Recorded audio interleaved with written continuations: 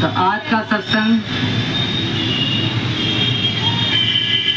की ऐसी महिमा है, अपार है, जिसका कोई पार नहीं है।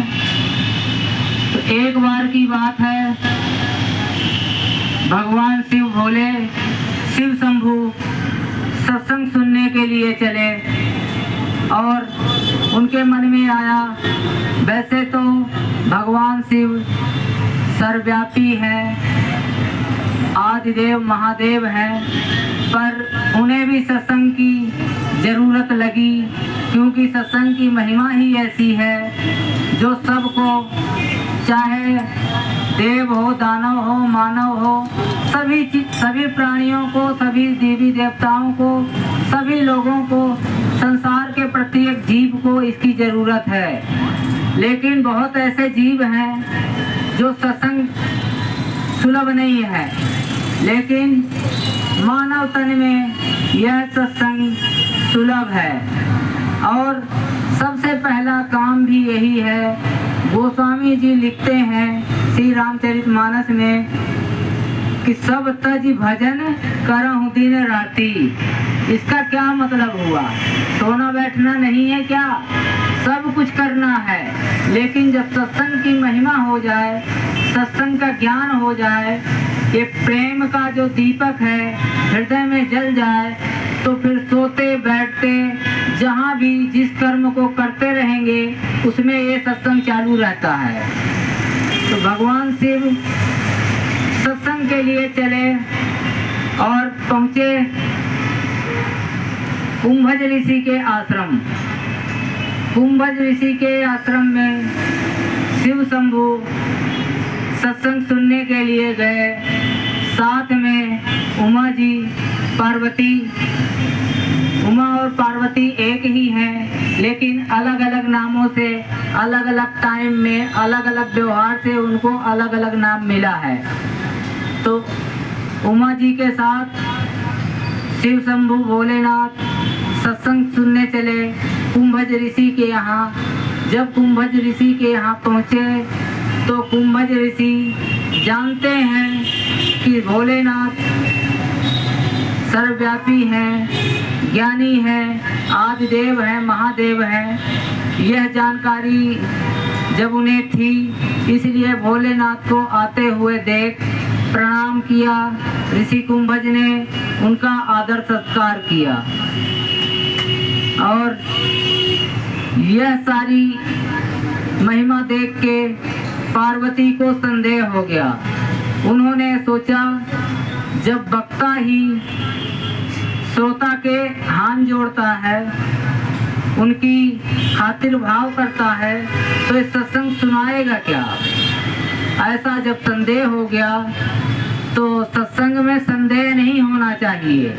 सत्संग जब होता है वहाँ पर बालक का हृदय रख के जाना चाहिए, बालक बन के जाना चाहिए। जब तो कुछ हासिल होगा, नहीं तो कुछ भी हासिल नहीं होने वाला सत्संग से।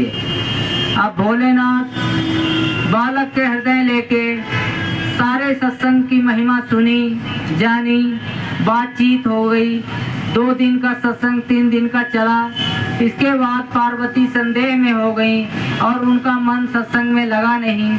उन्होंने कहा, भोलेनाथ अब तो चलो कैलाश, ज़्यादा दिन हो गए हैं सत्संग सुनते सुनते। तो भोलेनाथ विदा मांगी और कैलाश के लिए चल पड़े पार्वती के साथ।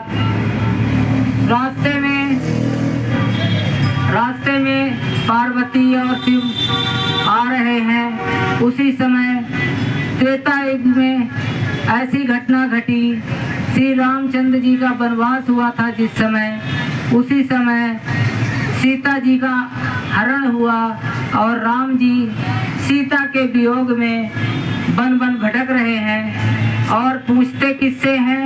लताओं से, पताओं से, पक्षियों से, सबसे पूछते हैं कि क्या किसी ने सीता को देखा है। सीता का पता पूछते हैं मानव की तरह, और है कौन? भगवान। फिर भी काम कर रहे हैं मानव का। तो मानव में सारी शक्ति है भगवान की।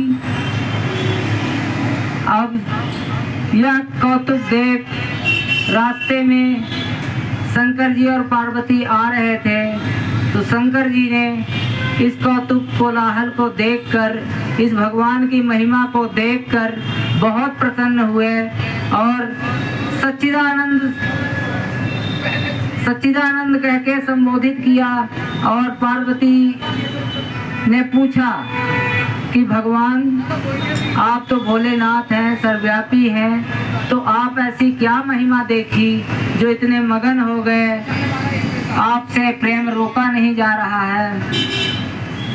भगवान शिव ने बताया कि यही भगवान है, सच्चिदानंद है, ये मेरे आराध्य हैं। इतना जानने के बाद, सुनने के बाद पार्वती का संदेह नहीं गया और वो इस बात को मानने को राजी ही नहीं हुई कि ये भगवान हो सकते हैं मानव तन में। उन्होंने कहा हम परीक्षा लेंगे। शंकर जी ने सोचा तो सही बात है, संशय का कोई निवारण नहीं है, अब तो पार्वती को परीक्षा लेनी चाहिए और लेके ही इनका कलेश कटेगा।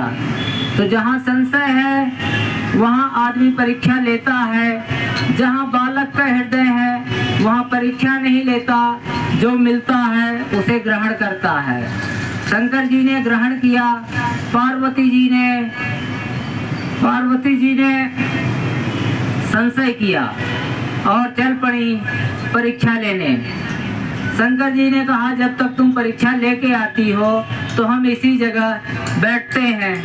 शंकर जी बैठ गए बट वृक्ष के पास और अपना ध्यान मग्न हो गए, आंख बंद करी और जो लीला हो रही है उसे देखने लगे अपने ही अंदर।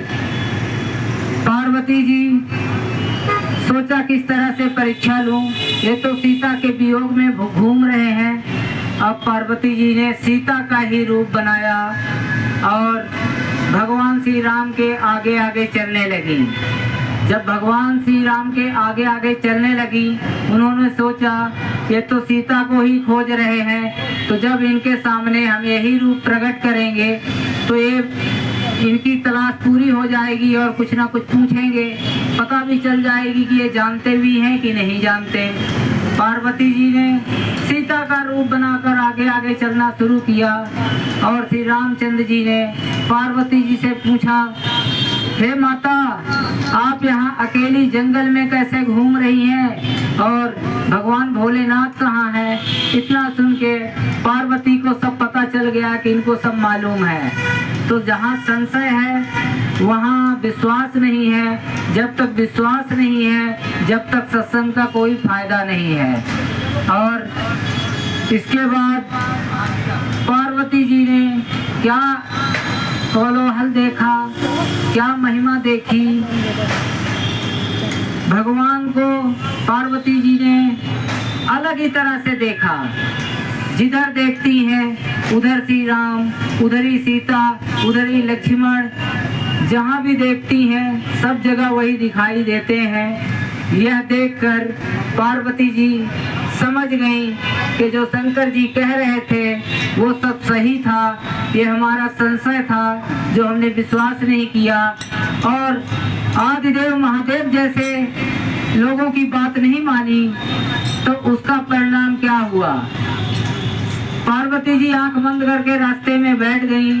फिर जब उन्होंने आंख खोला तो कुछ नहीं, सब कुछ वही राम रोते गाते लताओं पताओं से पूछते हुए कि मेरी सीता कहाँ है, वही कोलाहल। अब पार्वती जी लौटकर शंकर जी के पास आई। शंकर जी ने पूछा कि परीक्षा हो गई आपकी, आपने क्या देखा क्या सुना। पार्वती जी ने वहाँ भी झूठ बोला और कहा कि कुछ नहीं, जैसे ही आपने प्रणाम किया वैसे ही हमने भी भगवान को प्रणाम किया। श्री भोलेनाथ अंतर्यामी सब कुछ जानते हैं। और जब से भोलेनाथ ने प्रतिज्ञा ली कि अगर पार्वती सीता का रूप रखती हैं तो सीता हमारी माँ जैसी हैं, जब से पार्वती और शंकर का जो संबंध था पति पत्नी का, उसमें गांठ पड़ गई और वो संबंध अब दूसरे तरह से होने लगा। शंकर जी पार्वती जी को मां स्वरूप मानने लगे। यह सब घटना के बाद शंकर जी कैलाश लौटते हैं और फिर आगे की कहानी, शंकर जी ध्यान मग्न होकर कई वर्षों तक कैलाश में रहे और पार्वती जी उनके साथ रहीं।